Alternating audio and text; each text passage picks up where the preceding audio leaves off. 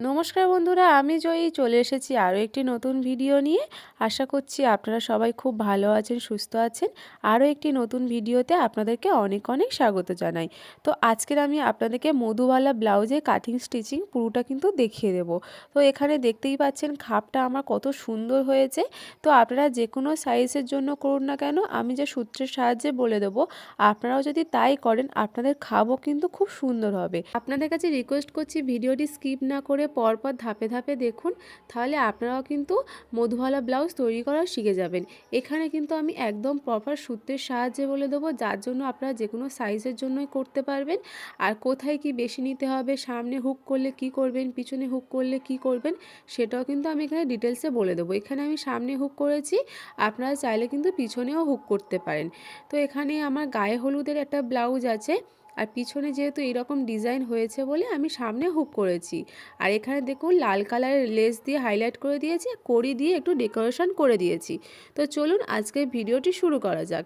তো এখানে দেখতেই পাচ্ছেন এটা কিন্তু আমার একটা জামদানি শাড়ির পিস। তো এই শাড়িটার পিসটা কিন্তু খুবই সুন্দর, আর একদম ম্যাচিং করে কিন্তু আমি লাইনিং নিয়ে নিয়েছি। যেহেতু এটা একদম পাতলা, তো পাতলা যখনই আপনারা কিছু করবেন তার কিন্তু ম্যাচিং করে লাইনিংটা নিতে হবে। এখানে প্রথমে আমি পেপার কাটিং করব, তারপরে লাইনিং আর মেন কাপড় কাটিং করব। সবার প্রথমে ঝুলের মাপ নেব। ঝুল যা থাকবে তার সাথে কিন্তু 1 ইঞ্চি যোগ করতে হবে। তো এখানে আমার ঝুল ছিল 14 ইঞ্চি, তার সাথে 1 ইঞ্চি যোগ করে আমি 15 ইঞ্চিতে দাগ দিয়ে নেব। তো আপনাদের প্রথমেই একটা কথা বলে রাখি, আপনারা নর্মাল যেভাবে ব্লাউজ কাটিং করেন বা ডাইস কাটিং করেন, প্রথমে কিন্তু সেইভাবেই একটা ডাইস তৈরি করে নেব। তারপরে ভিতরে আমরা যেমন ব্রা কাটের শেপ দিই, সেখানে আমরা এখানে মধুবালার শেপ দেব। তো এবার দেখুন ঝুলের পরেই পুটের মাপটা নিয়ে নেব। এখানে আমার পুট আছে 14 ইঞ্চি, 14 হাফ করলে কিন্তু এখানে 7 ইঞ্চি হয়। আর যেহেতু এটা আমার ডিপ পিট হচ্ছে, তো সেই জন্য এখানে পুট ভেঙে কিন্তু আমি 5.5 ইঞ্চি নিয়ে নেব। তো কিছুটা নিচ থেকেও দেখুন আমি 5.5 দাগ দিয়ে দেব, দিয়ে এই দাগটাকে একটা স্ট্রেট লাইন টেনে নেব। তো পুটের পরে কিন্তু এখানে মোহরার মাপ নিতে হবে। মোহরার মাপ এখানে আমি 6 ইঞ্চি নিয়ে নিচ্ছি। তো আপনাদেরও পুট ভেঙে যা হবে তার থেকে হাফ ইঞ্চি বেশি নিয়ে নেবেন, নিয়ে নিলে কিন্তু মোহরার মাপটা হয়ে যাবে। তো কিছুটা দূর থেকেও আমি 6 ইঞ্চিতে দাগ দিয়ে নিয়েছি। এবার এখানে দাগটাকে একটা স্ট্রেট লাইন টেনে নেব। এবার কিন্তু এখানে আপনাদের ছাতির মাপটা নিতে হবে। তো আপনাদের ছাতি যা থাকবে তাকে 4 দিয়ে ভাগ করবেন। এখানে আমার ছাতি আছে 38, 38টাকে যদি আমি 4 দিয়ে ভাগ করি, এখানে আমার হবে 9.5 ইঞ্চি। আর এখানে একটা ছোট্ট টিপস দিয়ে রাখি, আপনারা যখন বড় পিঠের কিছু ব্লাউজ করবেন, মানে 8-9-এর পর থেকে যখন আপনাদের পিঠের লেন্থ হবে, তখন আপনাদের ছাতির 1/4 করে যে মাপটা হবে তার থেকে আপনারা 2 সুত অথবা হাফ ইঞ্চি পরিমাণে কিন্তু মাপ কমিয়ে নেবেন। নিলে দেখবেন আপনাদের কিন্তু মানে ফিটিংসটা আরও সুন্দর হবে। তো এখানে দেখুন আমি 2 সুত কমিয়েছি, বেশি কমাইনি। কমিয়ে এখানে 9 ইঞ্চি 2 সুতে দাগ দিয়ে নিয়েছি, নিয়ে এক্সট্রা আরও 1.5 ইঞ্চি রেখে দিলাম। দিয়ে যেমন আর্মহোলের শেপ দেয়, 1 ইঞ্চি ওপরে দাগ তুলে এইভাবে কিন্তু শেপটা দিয়ে দেবো। আর এখানে শেপটা কিন্তু আমি একটাই দেবো, যেহেতু ডিপ পিট হচ্ছে, ডিপ পিটের সময় কিন্তু শেপ একটা দিলেই হয়ে যায়। এবার এখানে আর্মহোলটা আমি রাউন্ড টু রাউন্ড ভালো করে চেক করে নেব যে আমার আর্মহোলের মাপের সাথে ঠিকঠাক আছে কি না। তো এখানে আমার আর্মহোল ছিল 17, 17-র হাফ করলে হবে 8.5, তার সাথে আরও হাফ ইঞ্চি যোগ করবো, যেহেতু পুট লাইনে সেলাই যাবে। এটা কিন্তু কম্পালসারি করেই কিন্তু আপনাদের মেজারমেন্টটা করে নিতে হবে। এবার এখানে কোমরে চলে আসবো, কোমরেরও 1/4 করে নেব। কোমর আছে 31, 31-এর 1/4 করলে হবে এখানে 7.5 ইঞ্চি 2 সুত। তো প্রথমে 7.5 ইঞ্চি 2 সুতে দাগ দিয়ে নেব।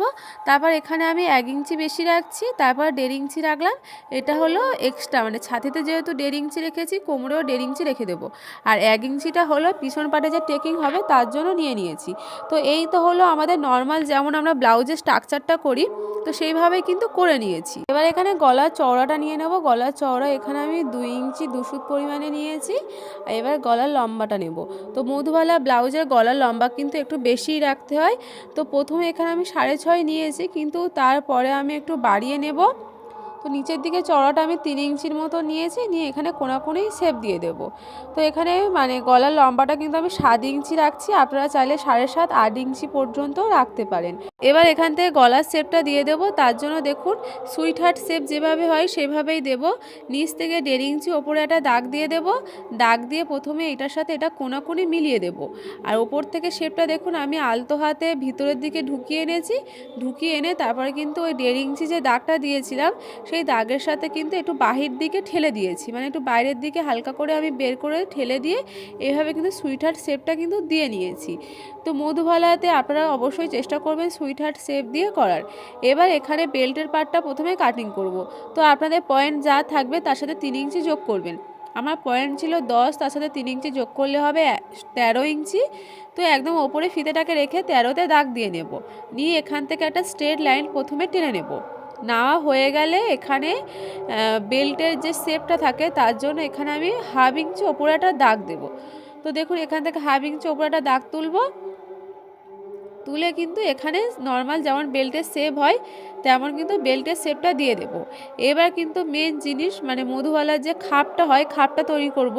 তার জন্য আপনাদের পয়েন্ট যা থাকবে তার সাথে 1/2 ইঞ্চি যোগ করবেন।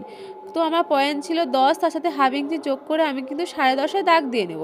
দাগ দিয়ে দাগটায় কিন্তু একটা স্ট্রেট লাইন কিন্তু টেনে নেব। এবারে আপনাদের এখানে ছাতি যা আছে তার 1/4 করতে হবে, করে তার সাথে আরও 1/2 ইঞ্চি যোগ করতে হবে। তো এখানে আমার ছাতি আছে 38, তার সাথে আমি এখানে 38টাকে 1/10 করলে হবে 8.5 ইঞ্চি 2 সুত। তার সাথে আরও 1/2 ইঞ্চি যোগ করলে এখানে কিন্তু আমার 4 ইঞ্চি 2 সুত হবে। তো আমি এখানে 4 ইঞ্চি 2 সুতে দাগ দিয়ে দেব। তো আপনাদেরও ছাতি যা হবে তাকে 10 দিয়ে ভাগ করে নেবেন, করে তার সাথে আরও 1/2 ইঞ্চি যোগ করবেন। যে মাপটা বেরোবে সেই মাপটাই কিন্তু এখানে নিয়ে নেবেন। তো একই দাগ আমি নিচ থেকে নিয়েছি, নিয়ে একটু স্ট্রেট লাইন নিচে টেনে নিয়েছি। এবার ছাতি অনুযায়ী আপনাদের খাপটা নিতে হবে।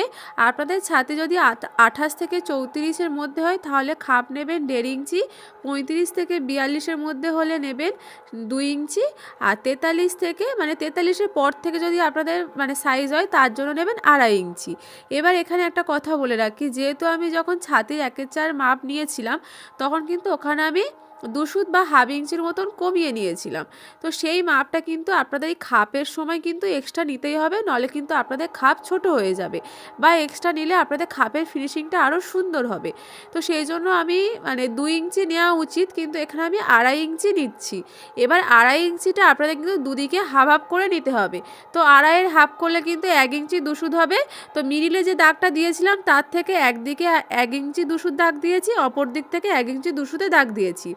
এবার সেম দাগটা কিন্তু নিচেও নিতে হবে। তো দেখুন আমি এখানে মেপে নিচ্ছি। মেপে কিন্তু এখানে মানে ওপরে যে টেকিংটা দিয়েছি তো সেই ধরে কিন্তু নিচের এই দাগটাকে কিন্তু নিচে নামিয়ে দিতে হবে।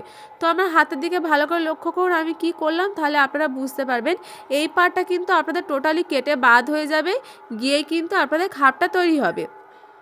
এবার এখানে যে খাপের জন্য যে 2.5 ইঞ্চি নিলাম, কোমরে কিন্তু আপনাদের বেশি নিতে হবে।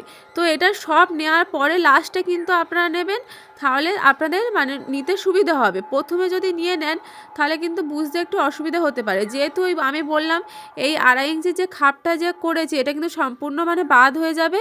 আপনারা যদি এক্সট্রা না নেন তাহলে আপনাদের কিন্তু কোমরে ছোট হয়ে যাবে বা কোমর টাইট হয়ে যাবে। সেই জন্য খাপের জন্য যে 2.5 ইঞ্চিটা নিয়েছিলাম সেটা কিন্তু আমি কোমরে বেশি নিয়েছি, নিয়ে ছাতি লাইনের সাথে কিন্তু মিলিয়ে দিয়েছি। এবার এখানে যে মধুবালার যে শেপটা হয় মানে খাপটা যে হয় সেটা করব। তার জন্য প্রথমে এখানে মেপে নেব। তো এখানে আমার মেপে কিন্তু আমার 4 ইঞ্চি 2 সুত হয়েছিল, তার থেকে আমি 1/2 ইঞ্চি কম নেব। 1/2 ইঞ্চি কম নিলে কিন্তু এখানে আমার 3.5 ইঞ্চি 2 সুত হবে। তো আপনারাও মেপে নেবেন, মেপে যে মাপটা হবে তার থেকে 1/2 ইঞ্চি কমিয়ে নেবেন, নিয়ে কিন্তু এইভাবে দাগটা দিয়ে নেবেন। আর আরমহলের কাছ থেকে 2 ইঞ্চি অথবা 2.5 ইঞ্চি ভিতরের দিকে একটা দাগ দেবেন, দিয়ে যে এখানে যে সুইট হার্টের যে কোনার শেপটা ছিল সেই কোনার শেপ থেকে কিন্তু মধুবালার শেপটা কিন্তু দিতে হবে। তো আমার হাতের দিকে ভালো করে লক্ষ্য করুন, আপনাদের কিন্তু এইভাবেই দিতে হবে, কোনো মানে স্কেল বা ফিতে ব্যবহার করলে চলবে না। এইভাবে সম্পূর্ণ কিন্তু আন্দাজে হাতের সাহায্যে কিন্তু দিতে হবে।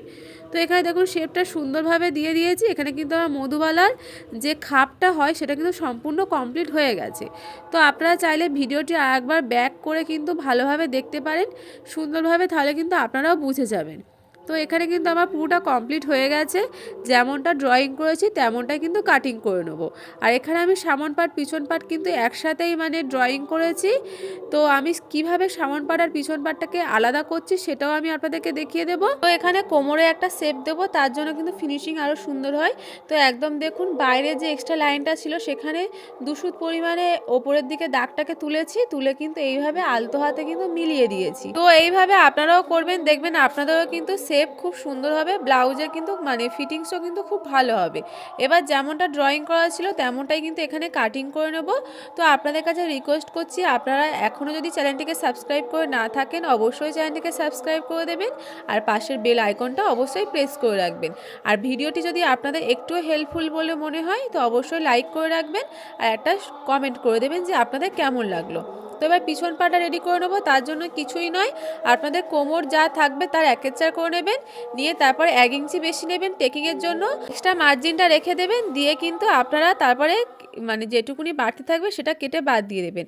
আর মিডিলে যে এই অংশটা আছে এটা কিন্তু সম্পূর্ণ মুড়ে কিন্তু খাপটা তৈরি হবে। তো সেটাই কেমন হবে আপনাদেরকে একটু দেখিয়ে দিচ্ছি।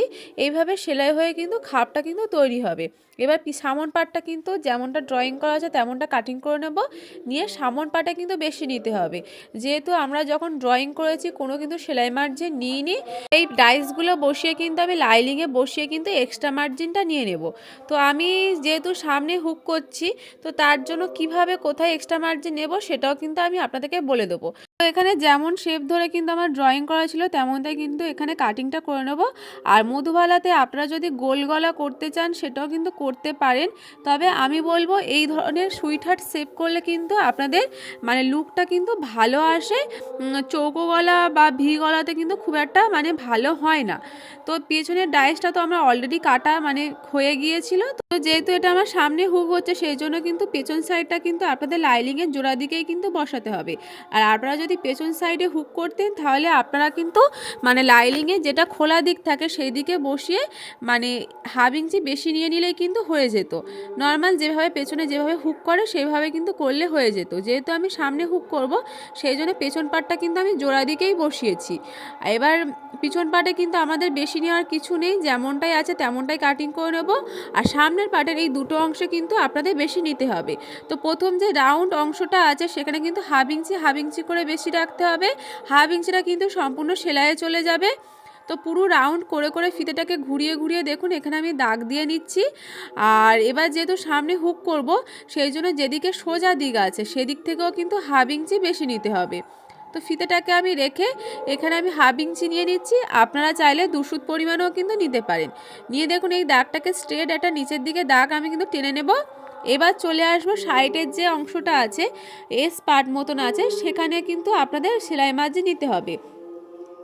তো এখানেও আমি 1/2 ইঞ্চি করে রেখে দেব, দিয়ে দেখুন ফিতেটাকে ঘুরিয়ে ঘুরিয়ে কিছুটা মানে গ্যাপ দিয়ে দিয়ে দাগ দিয়ে নিচ্ছি যাতে সব জায়গায় আমার দাগটা সমানভাবে পড়ে। নিয়ে কিন্তু এবার দাগগুলোকে কিন্তু আমি মিলিয়ে দিচ্ছি। তো এখানে হয়ে গেল। এবার যেটা আমাদের সোজা দিক আছে এখানেও কিন্তু আপনাদের বেশি নিতে হবে, যেহেতু এটা যখন জয়েন করবো এটা কিন্তু মিডিলে পড়বে, এখানেও কিন্তু হুক আর হুকের ঘর মানে হবে, তার জন্য এখানেও আমি 1/2 ইঞ্চি বেশি নিয়ে নেব। আর বেল্টের নিচের পাটেও কিন্তু আপনাদের 1/2 ইঞ্চি বেশি রাখতে হবে, কারণ বেল্টের পাটে ওখানে কোমরপট্টি বসবে, তার জন্য কিন্তু আপনাদের 1/2 ইঞ্চি বেশি নিয়ে নিতে হবে। তো এই যে মাপগুলো বললাম এই মাপগুলো কিন্তু কম্পালসারি মাপ, আপনারা যে কোনো সাইজের জন্য করুন না কেন এই মাপগুলো কিন্তু আপনাদের নিতেই হবে। তো এখানে কিন্তু আমার পুরো ড্রয়িং কিন্তু কমপ্লিট হয়ে গেছে। এইভাবে বসেই কিন্তু আমি মেন কাপড় আর লাইনিং কিন্তু কাটিং করে নেবো। তো দেখুন এখানে কিন্তু ব্লাউজটা আমার তৈরি হয়ে গেছে, তৈরি হওয়ার পরে ঠিক এমনটা দেখতে লাগছে। তো আপনারা যদি স্টিচিং ভিডিও দেখতে চান তো সেটা আমাকে অবশ্যই কমেন্ট করে জানাবেন, আমি আপনাদেরকে ডিটেলসে স্টিচিং ভিডিওটা দেখিয়ে দেবো। আর আমি যে রেগুলার কাজ করি তার যদি পিক আপনারা দেখতে চান বা ডিজাইন দেখতে চান, বা আমার সাথে যদি কোনো আপনাদের পার্সোনালি কোনো কথা যদি মানে ইনফরমেশান জানার থাকে তো অবশ্যই কিন্তু আমার ফেসবুকে ফলো করতে পারেন। আমার ফেসবুকে নেম আছে জয়ী ঘোষ। তো সেখানে গিয়েও কিন্তু আপনাদের যদি কোয়ারিজ থাকে বা যদি আপনারা কোনো বিষয়ে যদি টপিকে ভিডিও দেখতে চান সেখানেও কিন্তু আমাকে বলতে পারেন। তো আমি স্ক্রিনে নামটা দিয়ে দিচ্ছি, আপনারা ফেসবুকে সার্চ করলে কিন্তু আমার ছবি দিয়ে পেয়ে যাবেন।